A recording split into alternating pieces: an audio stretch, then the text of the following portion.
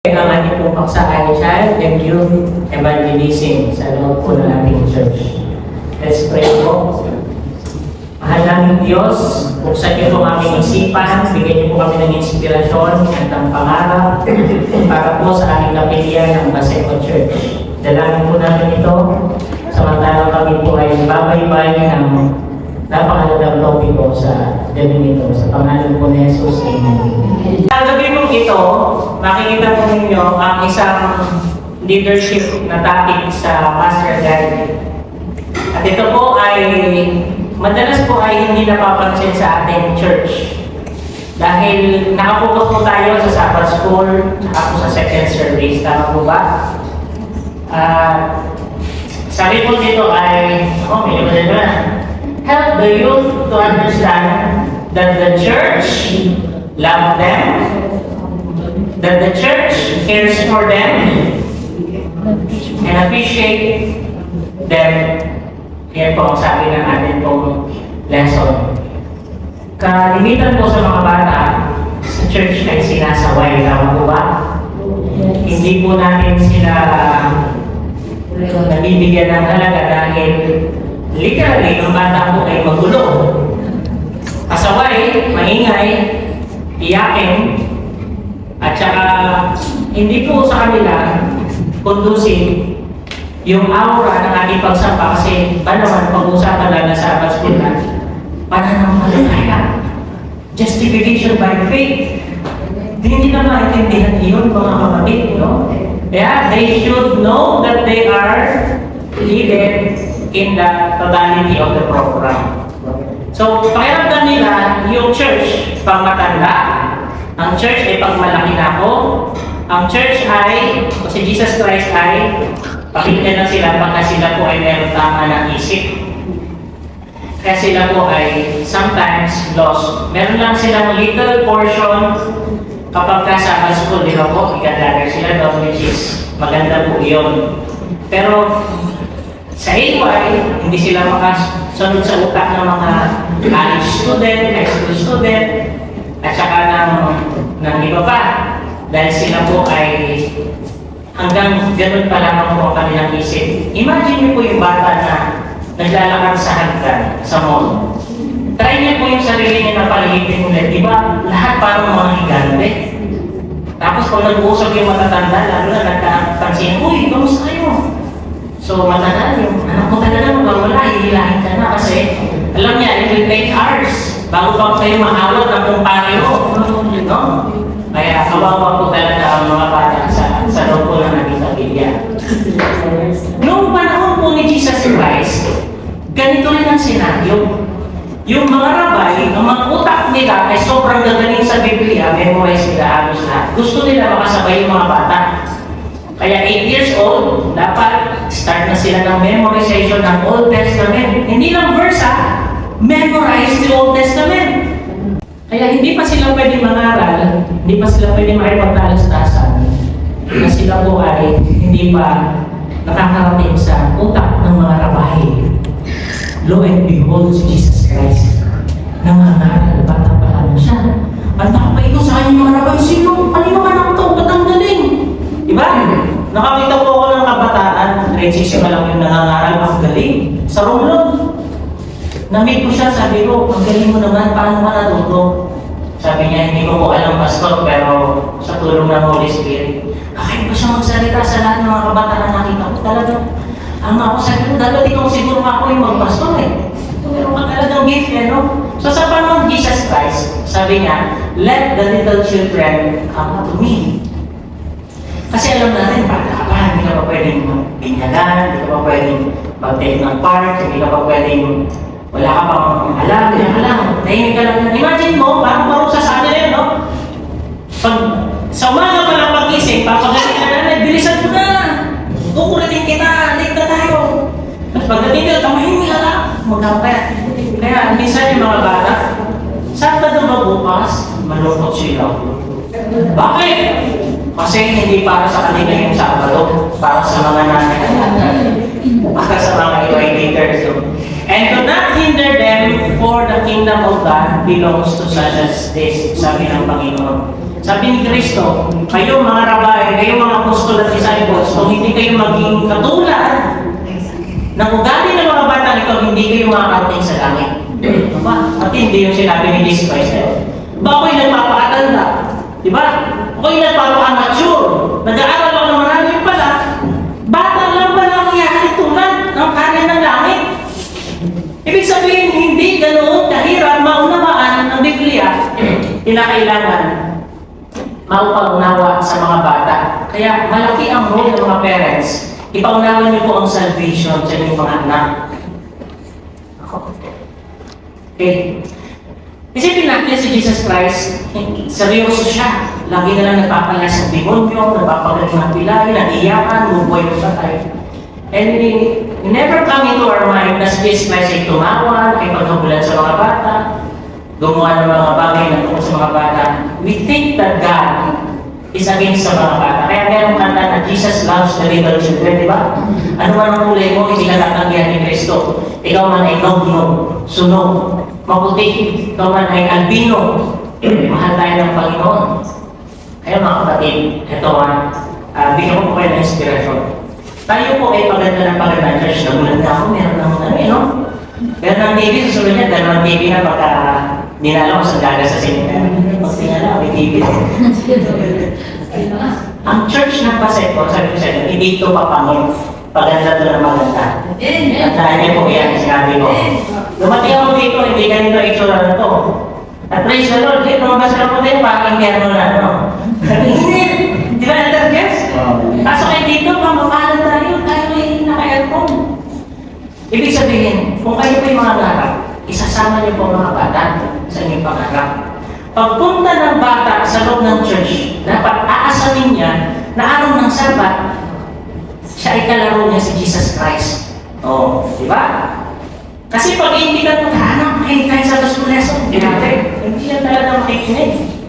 So yung mga church decor para sa mga bata, yung kaya nila unawain na papasok sa kanilang isip. Pag nakita nila ang kanilang children's room, wow, ganda, di ba? So minsan kasi, bihira natin yung pinagbibigyan ng focus, no, di ba? And then, kahit po maliit lamang ito, basta yung aura, maramdaman nila na sila po ay mahal pala ng church. Di ba? Halimbawa mo, sa loob ng isang taon, sumesweldo ka halimbawa magkano, 100,000. Hindi mo ba kaya bigyan yung isang bata dito ng isang magandang upuan? Regalo mo sa kanya o sa mga susunod pa mga bata? Maging kultura dito na mag-sponsor ka ng bata para sa church na maganda yung kanyang pagpunta dito. It's a form of evangelism. Kapag sila'y nawili dito, lalaki sila. Alam niyo, merong pastor, sa church planting siya, hindi po ito Adventist. Ang technique niyang ginawa, mga bata. Kasi yung mga bata, pag tinawag mo sa barangay, tiko-tiko niya, pakingin mo ng biscuit, di ba? Eh yung matanda, bigyan mo ng biscuit, ano yan? Di ba? Bigyan mo ng biscuit, zesto, babalik yan bukas.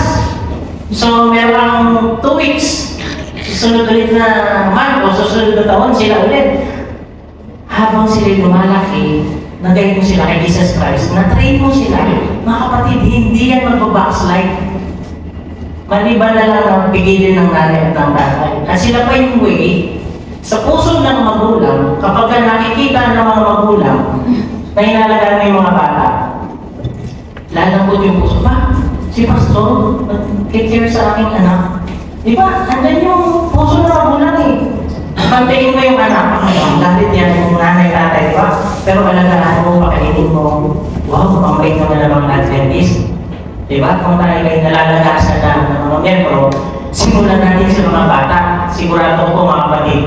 No? So yung mga bata, pagpasok sa church, tingnan niyo ba itong church na papakita ko? Sino ba yung matutuwa sa liyan? Pagpasok sa church, okay. Hindi sila makarelate. Dahil hindi para sa kanila yung lugar. Di ba? Pagpasok ko pa, may mga buong. Ang sabi ko, di ba? Tatakot sila. May mga buto. Mga rednecks. Tapos yung mga manang. Minsan puting, minsan itim. Tapos pare-pare sa mong dasal. Tapos meron bang kandila. Di ba? Tapos may patay pa. Tapos ano ito, parang sinasamba na kung sino man yung nakahiga. mga ilan. Yapo yan. Alam niyo nung ako ay bata, ayoko talagang pumasok sa church na ganyan na. Kahit sila ako tumingin, parang sumusunod sa akin yung mata. Ang kata naman ay pagsimbahan. Oh, eh kung ang church niya papunta lang, wow, di ba? Parang mall. O, di ba? Parang, ang isip nila kasi, hindi nyo mapipigilan yan eh. Ang bata talaga, sila yung mapaglaro. Nature nila yan, kahit kurtin mo, pingasin yung tenga, kalbuhin mo, sigurado ko, hindi mo yung mapipigilan kasi nature nila yan. Sino ang mag-a-adapt? Ang bata ba sa maturity natin? O tayo mga mature sa mga isip ng mga bata? O isipin natin, nag-ministry ba tayo sa mga bata? Pansinin niyo po ang sanctuary. Merong division yan. And I'm glad.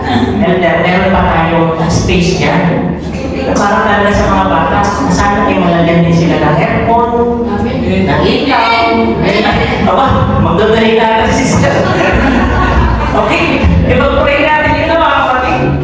Kasi this is a ministry na iniwan sa atin ng Panginoon. Huwag niyo kalimutan yung mga bata. Ang sanctuary ay may divisions. Hindi lahat nakakapasok doon.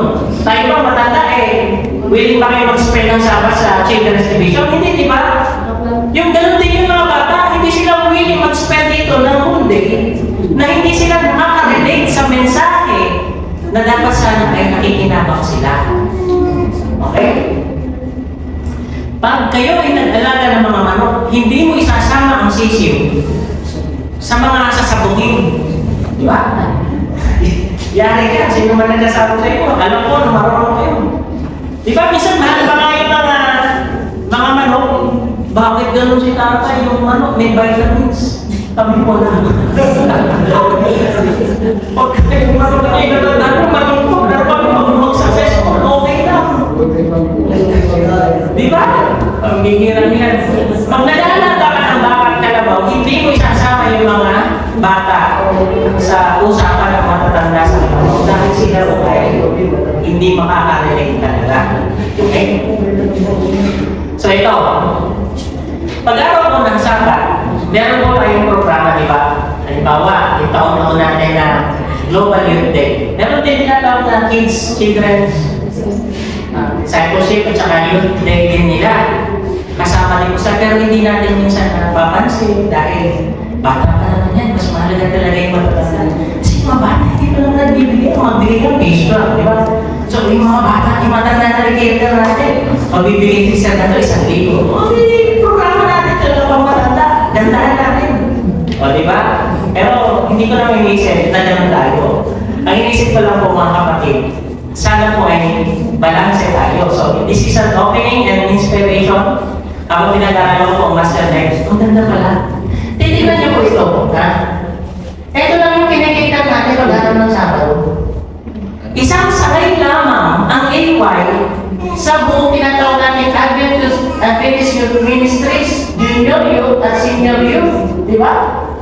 Kaya dahil hindi na gano'n naalagaan yung mga ganyan, nag-isip ang ating Pangunahan na tinatawag care group. Ang care group, alagaan na lang natin yung mga nangangailangan. Ang bawal kayo mga bata. Sige, minsan pang pastor, isasama ko ba ito? 7 years old pa lang ito eh.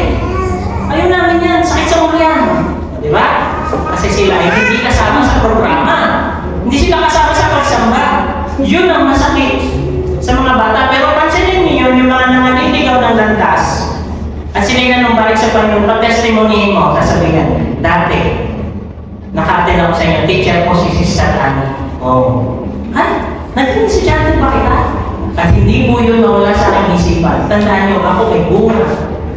Din na ganyan yung mga natuturo sa mga bata. Hindi ko malimutan yung kanta, Jesus Loves Me.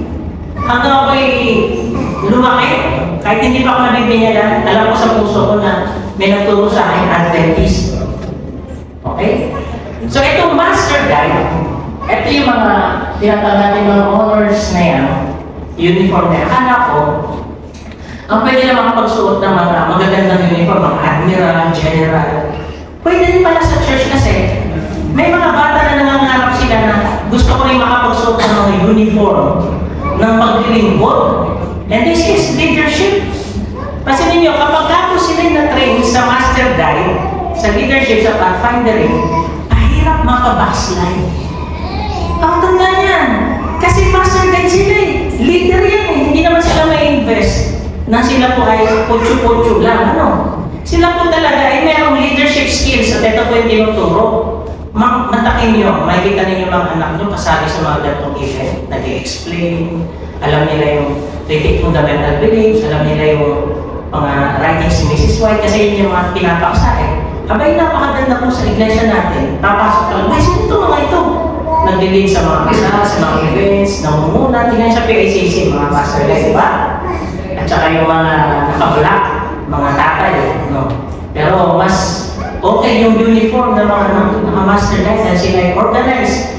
They are a well-disciplined group inside the Adventist Church, both as being a member. Hindi mo sila makikita na nakaupo lang na nakikinig. They do something. At if we train and invest such people, imagine may sampo kayo master guide, hindi na patay ang ating, kahit mawala ang isang participants, meron pa rin kasi may master guide eh. Kaysa tayo ay, yung mga anak natin normally, sasali yan sa club. Kasali sa organisasyon, hindi mo yan mapipigilan dahil ang organisasyon ay tinatag ng Panginoon para sa isang bagay na samahan na doon sila yung nag-aalagaan sa isa't isa. Paano kung sila yung makapasama sa nila hindi mo alam? No? O pansinin ninyo, ito talaga muna ito. Hindi alam ng tatay na sumali sa fraternity yung kanyang anak. Hindi naman nagpapasok sa ospital kasi pag nagpasok sa ospital, ang tawag sa kanila ay bakla. Ano? Ba't ka magpapagamot? Eh hindi ka na i-join. Putok na pala yung kanyang hemorrhage na kumakita sa utak, hindi na nakahinga, binala yung hemoglobin ng kanyang dugo. Patay! Pati babae! Anak mong babae, kung anong gagawin, hirap o sarap. O yun na yung discussion, sarap, alam nyo na yun. Pero yung hirap, mga kapatid, sasamakalin talaga yan. At meron pang isang school, taon-taon. Imagine mo, tatakbo ng ubot-ubad.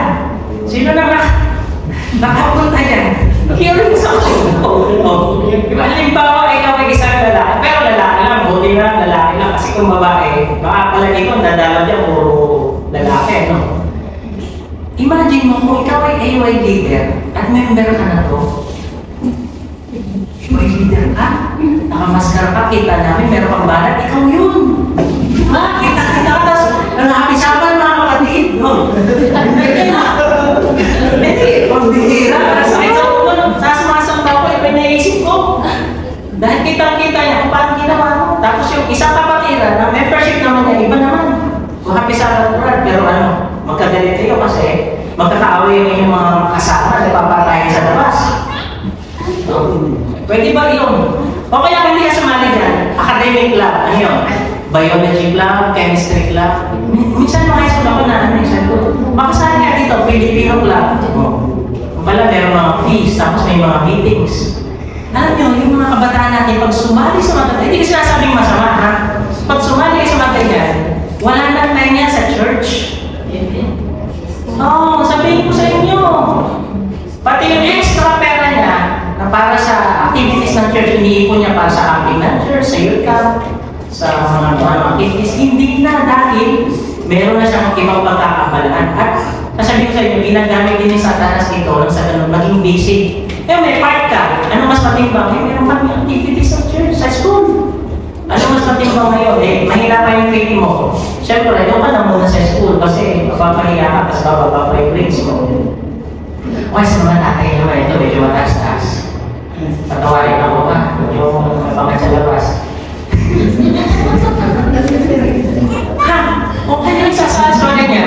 Mahina yung 5,000 a year membership. Eagles Club, Kuya, Leon, Primason. Diba, no? Alam niyo, pinag-aaralan ko tayo, maganda naman doon sa mga, tulungan sila, doon sa mga pamiyembro nila, hindi nila ilalaglag. Maganda. Pero paano kayo hindi kamiyembro? Discrimination ang tawag ko. Diba? Kamiyembro lang kita. Diba? Discrimination ko tawag. Tayo, on everybody, dapat bigyan natin ng ministry. So, madidevelop yung leadership, spiritual and skills ng ating mga youth, ng ating mga bata. Imagine mo yung mga bata, ganyan pa lang nagtitrain na. At sa school natin, talagang meron ganyan. Master Guide, Pathfindering, Adventurer, meron ganyan. Sila kasali. Pag sila sa Adventist school, kaya alam mo yung mga nag-aaral sa Adventist school kung bakit sila mauusay tumayo sa harap kasi nag-train sila, na-lead sila paano mag-lead. Yun ang tinuturo sa kanila, how to lead. Tapos yung mga youth natin, no? Tinuturuan talaga sila ng mga skills. Yung bawat batch na yan, honor yan. Hindi yan basta-basta na umuha na hindi nila pinagdadaanan yung mga lectures at seminars. Nung bata tayo, sa public school ang tawag ay Girl Scout, kaya ay Boy Scout, di ba? At yung Boy Scout, meron din ganyan, mga badges. So, paso, ano pinagkaiba niya sa badges natin? Alam niyo yung mga badges na meron po sa atin ay spiritual badges. Hindi lang mo siya basta skills na magaling ka sa computer, magaling ka sa farming, magaling ka sa ano. Meron siyang spiritual implications sa panahon ngayon at lalong higit sa last day events. Kaya yan, yung Pathfinder Honor, ito po ay mga preparation para sa darating na pagbawakas ng sanlibutan. Napakahusay po. Now, how relational is my ministry in the church? Hindi po ako magaling magsalita, magaling mag-lead, magaling magpawit, magaling mag-pray, magaling magpasa, ay nare-reach out na 100% ang lahat ng tumatanong. Eh, ilan lang ba tayo matatanda? Baka mas marami pa mga bata, mga youth, di ba? Di ba? Pag mas maraming youth, mas buhay ang ating iglesia. Pero kung youth, napapabayaan natin sa ating ministry, not so much relational ang ating ministry dahil ang ating lahat tinatanaw ay yung mga mature na tao. Please natin. Kaya yung personal identity o yung self-worth ng mga kabataan, pag hindi nila nakita ito mga kapatid, sa ating church, it would be detrimental to us. Hinahanap nila kung sino sila, kaya umiidolo sila ng mga tao na nasa taas ng karera na hindi nila alam kung paano ang pinagdaanan. Ginagaya nila yung mga kanta, yung mga suot na hindi appropriate sa ating iglesia dahil alam naman natin na ito ay makasanlibutan. Ano mangyayari? Yung identity crisis, problema ito mostly ng mga adolescent, di ba? Tinatanong nila sino nanay tatay ko, saan ako nanggaling, ano bang papel ko sa mundong ito, tapos hindi pa sila mahalaga sa loob ng church. Kaya isip nila, ano ba ako? Lalaki ba ako? Paglaba ko, tuloy ba ako? Dapat ako may bigote? Ano bang damit ang susot ko? Nagtatanong sila at hindi sila nag-guide na maayos. No? Kaya, paniwalaan na lang nila yung mga superheroes. Gusto ko si Iron Man, mayaman, tunay na tao, tsaka may business. Si Captain America. So, pinaproject nila yung kanilang mga sarili sa kanilang mga iniidolo na dapat sana ay walang iba kundi ang ating Panginoong Jesus. No? Kaya sila, naghahanap, ano ba mangyari sa akin sa future? Ano ba trabaho ko? Ako ba'y maging doktor? Ako ba'y maging nurse? Paano ko ginagay ng church, sa loob ng church, kung ano mangyayari sa akin kinabukasan? Diba? So, why does Satan attack our youth? Why?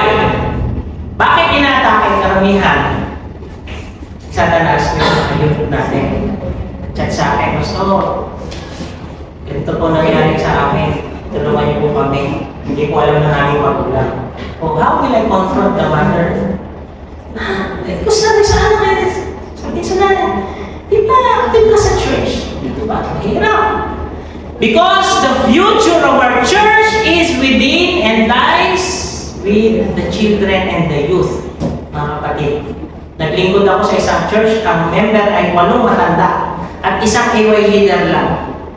Pag nag-AY siya, isa lang, atin. 100% perfect attendance sa hapon. Sige, isa lang eh. Tapos 8 matanda, taon-taon na mamatay yung matatanda. Pinadala kami ng World Philippine Union Conference. Sabi ko sa inyo, ako po ay scholar ng NPUC. 8 pastor sa isang iglesia. So, bawat isang membro, isang pastor. Tutukan namin. Ganun kalala yung iglesia. Isang yun lang. Huli kong dalaw, nakalagay ko sa church for sale. Graduate now. Wala na. Inatake ni Satanas yung mga youth na hindi nabigyan ng halaga ang growth tsaka ng mga bata. Kawawa, inatake ni Satanas kasi Future yan eh. We're talking about future of our church. As a master guide sa training ng leadership skills, yung spiritual gifts ng mga youth, yung identity nila, makikita na nila. Ako pala yung palatawa, magaling pala ako mag-usher. Magaling pala ako mag-pray, prayerful pala ako, spiritual gift ko ay prayer. Magaling pala yung faith ko, ang leadership skill pala yung mag-sermon. So nakikita nila kasi nabibigyan sila ng halaga sa loob ng church, nabibigyan sila ng part. Kasi isasabot natin dito, hindi pa na training. Di ba mahirap? Kaya dapat may training. And doon papasok yung master guide training. Na alam ko ng general conference that this kind of training is needed. Alam ko, hindi lahat mag-join. Pero at least somehow, atin silang i-join dahil encourage natin sila kasi ayaw natin silang mawala sa loob ng church. At hindi lang yun, para kang nagpa-aral sa Harvard. Alam niyo yun, sa company, pag pinaaral mo sa Harvard, pakain mo, pasweldo mo, kapag nag-aaral mo, pagbalik, yung company mo, sinisigurado mo, hindi na mamamatay. Bakit? Kasi meron kang in-invest. In-invest natin yung leadership natin. Siyempre, yung sa mga teachable pa, yung pwede pang matuto, di ba? Yung mga spiritual gifts, lalabas yan. Makikita natin na sila pala ay gano'n. So, ang mga batang ito, ang mga youth na ito, makikita natin sila, they are teachable, playable, sila ay madaling magpatawad, sila po ay madaling kausapin, malambot ang puso nila, honest sila, di ba? Kasi sila po ay hindi gano'n matampuin o magagalitin. Sila po ay laging ready, patuloy mo sa gusto nila, di ba? Pero tayo matanda, kaya na, gusto, medyo, hindi ako nakasaya. Pero tayo na mga youth, always ready. That is an eye-opener for all of us. Nabigyan po natin ng chance na mag-join sila sa leadership skills and trainings na aking pong ino-offer sa distrito. Sa gano'n, ang inyong pong mga anak. Hindi lang yan.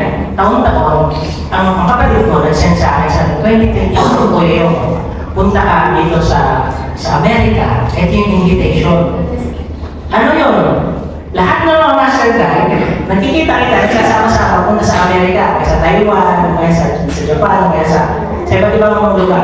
Kung sila nagkita-kita, nang sa ganon, ay tayo pa sila ng mas malalim.